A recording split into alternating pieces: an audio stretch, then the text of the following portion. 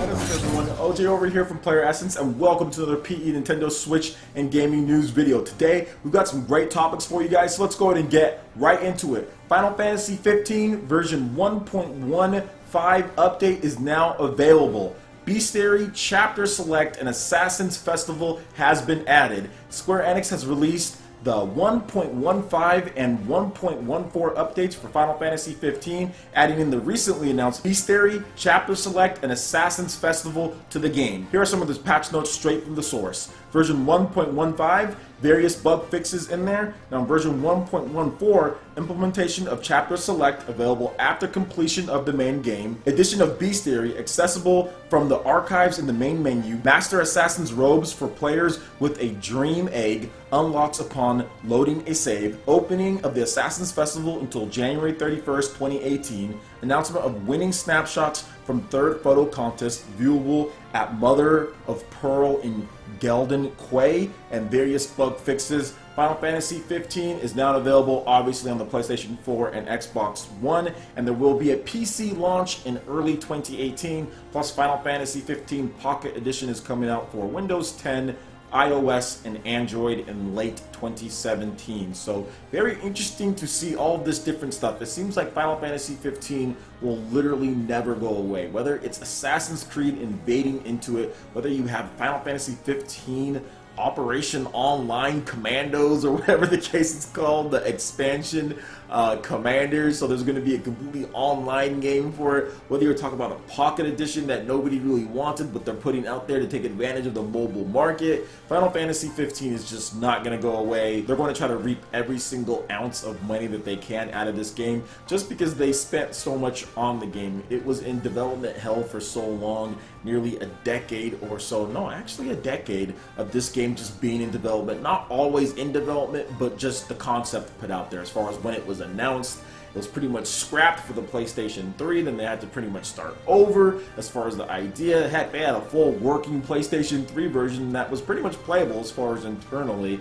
And yeah, that was all gone. Then they went to the PS4 and Xbox One. So it's a little unfortunate as far as the development of this game, but the end result for what happened wasn't too bad. I mean, obviously some people think the game is just meh, while other people think it's really good. But overall, I think it's good. It's definitely not a bad game, and these updates are definitely going to increase and enhance the experience, because Square Enix is planning on selling this game in the long run. That's why you're seeing all this stuff. That's why you're seeing the updates, and that's why you're seeing the new DLC being added in. Hopefully Assassin's Creed fans jump in. That's why you're seeing the multiplayer, because they just want to continue selling Final Fantasy 15. They don't want it to stop. They want to keep it relevant, and they want to keep it in the news, so people keep on saying Final Fantasy 15. So people like me keep on mentioning Final Fantasy 15 whenever there's news or anything like that, because they just don't want it to fade away, because we've seen this so many times in the gaming industry, is that you have a big game, maybe it doesn't live up to the expectations, and the developers stop talking about it, and then it just disappears completely, and the sales, just everything just goes away right with it. So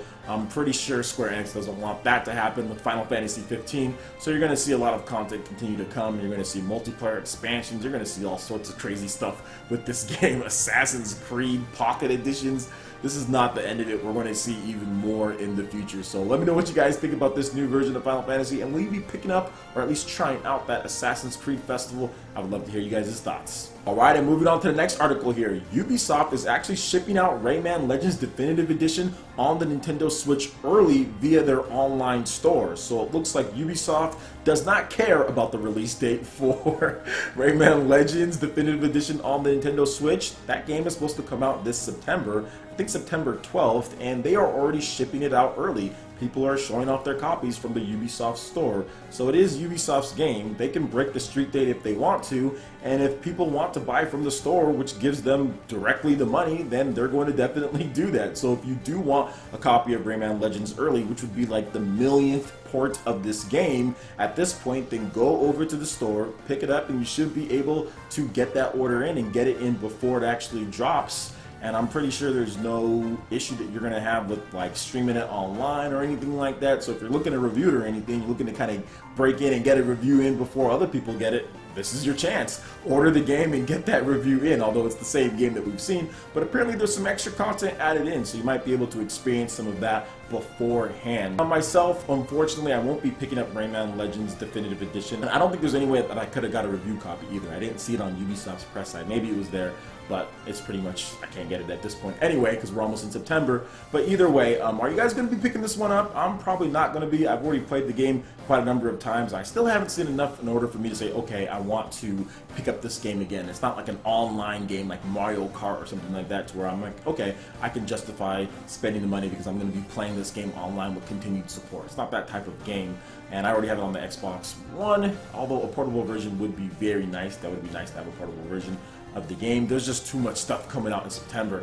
And we have Dragon Ball Xenoverse 2, we also have Lego Worlds, we've got Pokken Tournament, which for me, it's going to be Dragon Ball Xenoverse 2, and it's going to be Pokken Tournament 2 online fighting type of games. So yeah, I'm going to be excited about those two. Those are the games I'm going to be picking up. And yeah, Rayman's cool and all, and I'm happy for all those who really want this game, because there's going to be people who buy this game just because of the Switch's nature. But for me, not going to be picking up, but it's cool that it's coming out, and I think that it's good that it's coming out, because it is an amazing game, and it just adds another great title to the Nintendo Switch's amazing first 9 months. Seriously, it's been pretty awesome with the Nintendo Switch at this point, and games like this are just helping to just fill out the library and making sure that it has a lot of content for people to play and variety. Alright, and moving on to the last article here, we're going to talk about something that's kind of interesting as far as what Microsoft had to say. Nothing surprising, because they've echoed similar statements like this before, but it's just interesting to see them talk about it again. So the Xbox VP loves what Nintendo is doing with the Nintendo Switch, says that Microsoft/Nintendo employees compliment one another very often. This information is coming from a game industry interview with Mike Ybarra, the corporate VP of Xbox Platform Engineering. Quote, "I love what Nintendo is doing with the mobility element. They are not going for the highest pixels. In fact, almost the opposite.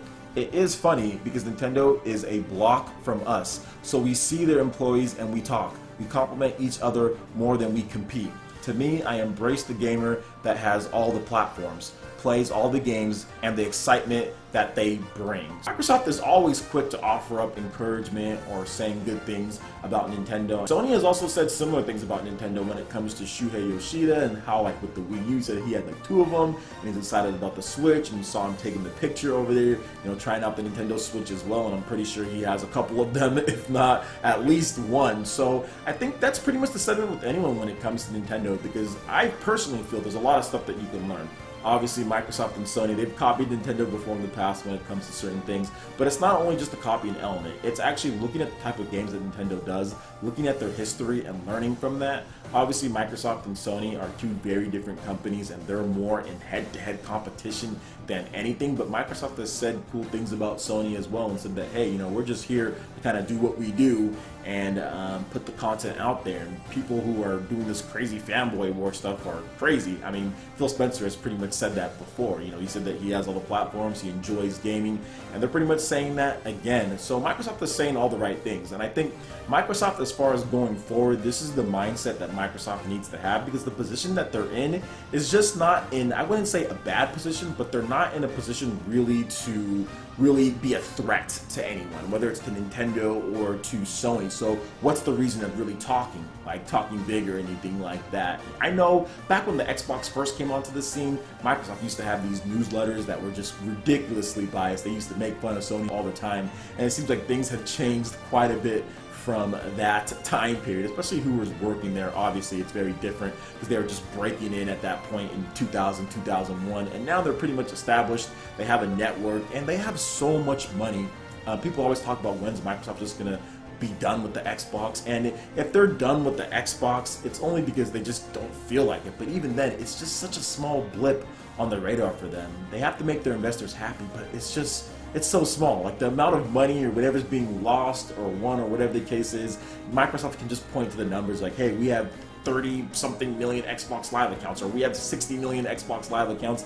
They can just fool them all the time. So it doesn't really matter at the end of the day. All that matters is perceived value, and the perceived value of Xbox is all the people that are connected to it. So I mean, it's always interesting to talk about Xbox as far as what they're doing, because I just see them as that kind of like no-name system. You know, not that they're a no-name in the industry. They're a name in the industry. Obviously, what they did with the OS and online cannot be replicated. They really modernized and revolutionized online play for consoles, but at this point, it just seems like Microsoft is just there. They're just that company because they just don't do enough stuff that really separates them as far as gameplay, as far as games, and the other companies out there. And the rise of Steam in PC gaming has also kind of took a little bit of their thunder, but they're on PC gaming as well. Heck, they put a lot of their games on PC too. So it definitely is what it is, man, and it's cool to see that, you know, none of this fanboy war stuff kind of goes on there. They're all just running their business. What they do doesn't have too much of an effect what the other person does. They're all looking, just trying to be profitable businesses, trying to do the best that they can, and provide the best entertainment that they can for the consumers out there in the way that they can do it, because every company is different. So let me know what you guys think about Mr. Ybarra's comments. In addition to the whole relationship with Microsoft and Nintendo as far as their cross plays and stuff that they're doing with Minecraft, I think that's also cool. I would love to hear you guys' thoughts in the comment section below. Alright guys, that wraps it up for this video here. Go ahead and check out the links in the description below. We've got Facebook, we've got Twitter. Go ahead and give us a like and a follow on our social media. Really helps us spread the content of PlayerEssence across the interwebs in addition to YouTube. Also make sure you check out our Patreon page, pledge any tier, and be entered to win some awesome prizes each month. In addition to that, we have Discord voice chat and $10 prize eShop tournaments for Mario Kart 8 Deluxe, Splatoon 2, and more. So support PE Live and PE Arena right here on PlayerEssence. Also make sure you hit that like button if you did like this video. Lets me know you guys want more content that's going forward in the future. And subscribe to PlayerEssence for the latest news, reviews, discussions, and more. Thank you so much for watching, and we'll catch you ninja for the next video. Peace!